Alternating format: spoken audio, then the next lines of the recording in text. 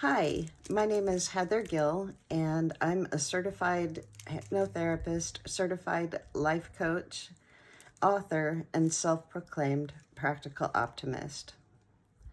Now, today I'd like to talk about the holidays, which get kicked off this coming up weekend. And the holidays I'm talking about are Thanksgiving and Christmas, and they're roughly about a month apart.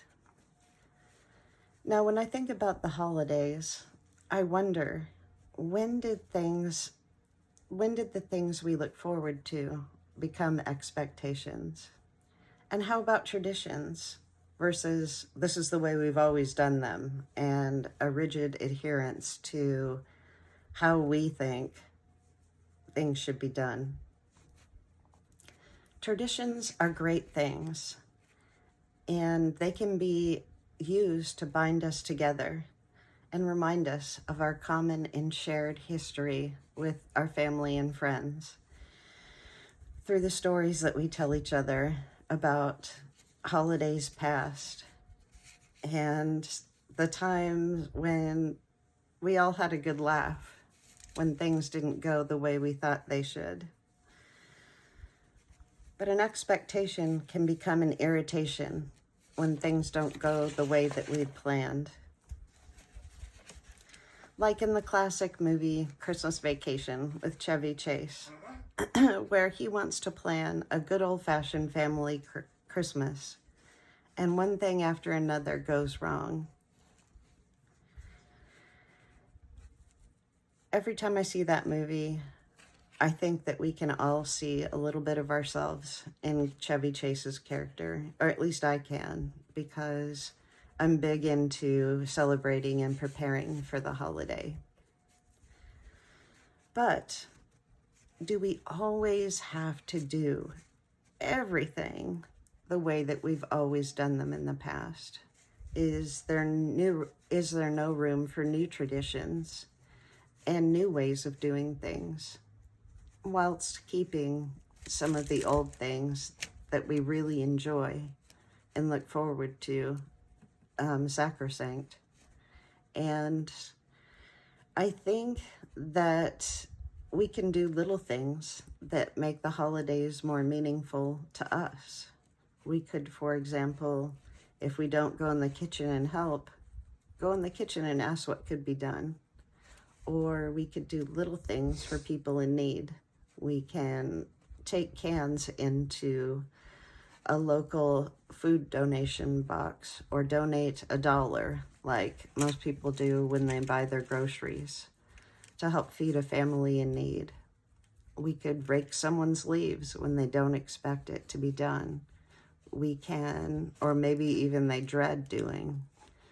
We can make cookies or biscuits and take them around to some of the neighbors.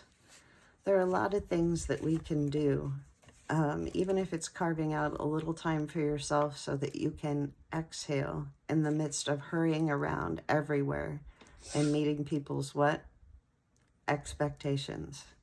For example, if your family lives close by, maybe your parents and your grandparents and aunts and uncles all expect a singular visit to each one of their houses.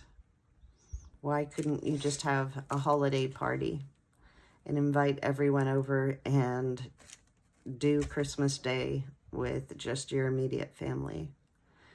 There are a lot of ways to weave new things into the holiday season that makes things seem a little less rigid and a little less hurried. Because when we think about it, Christmas is about love and light and hope.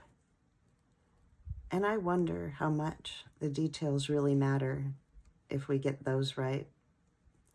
Well, thank you again. My name is Heather Gill, and I'll be popping up with other ways to sanely do the holidays as we go along.